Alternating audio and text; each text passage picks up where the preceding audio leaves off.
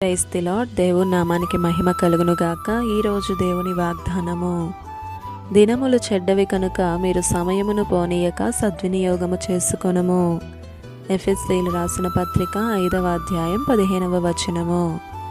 ఈ ఉదయకాల సమయంలో దేవాతి దేవుడైన యేసయ్యే మనతో మాట్లాడుతున్నారు. దినములు చెడ్డవి కనుక మీరు సమయమును పోనీయక సద్వినియోగము చేసుకొనమని అంటున్నారు. మనకున్న ఈ సమయమును వేటికో ఉపయోగిస్తాం. అలానే మనకున్న ఈ సమయం కొంచెమే. సమయము ఉన్నది అని నిర్లక్ష్యంగా వ్యవహరించకు. ఏ సమయం ఎలాగూ ఉంటుందో మనం అంచనా వేయలేం. మనకున్న సమయములోనే ఆ సృష్టికర్తను స్మరణకు తెచ్చుకుందాం. సమయము లేదు అని సాకులు మాని యేసయ్య రాకడ అతి త్వరలోనే ఉందని తెలుసుకో. ఆలోచించు, సిద్ధపడు. పరలోకమే నీకు సొంతం. ఈ లోకంలో నామకార్థంగా వేషధారణగా జీవిస్తున్నావేమో, జాగ్రత్త. ఈ క్షణమే తెలుసుకో, నీకోసం ప్రాణం పెట్టిన దేవుడు మహిమోన్నతుడు, సర్వ సృష్టికర్త. కాలగతులు అన్నీ ఆయన వశంలో ఉన్నవి అని గుర్తించు. దేవుడు ప్రతి దినము మనతో మాట్లాడుతూ వస్తున్నా వినరే, మారని హృదయాలేనా? ఇంకెంతకాలం?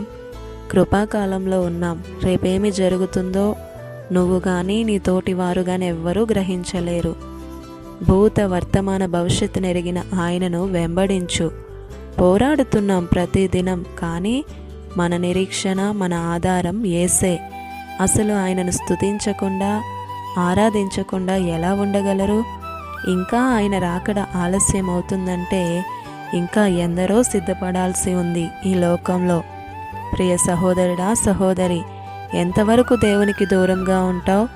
నీకు ఇచ్చిన సమయంలో ఆయన రెక్కల నీడలోనికి చేరుటకు ఇష్టపడు. జాగు చేయకు. ఆయన రాకడకై సిద్ధపడదాం. పరిశుద్ధముగా జీవించుటకు ఇష్టపడదాం. ఆయన కొరకు సిద్ధపడిన కన్యకల వలె మెలకువ కలిగి ఆయన రాకడలో ఎత్తబడదాం. ఆమేన్. ఈ దిన వాగ్దానం మనందరి జీవితాలలో నెరవేరాలని కోరుతూ దేవుని సువార్త పరిచర్యలో మీ సహోదరి Prasanna. God bless you. Amen.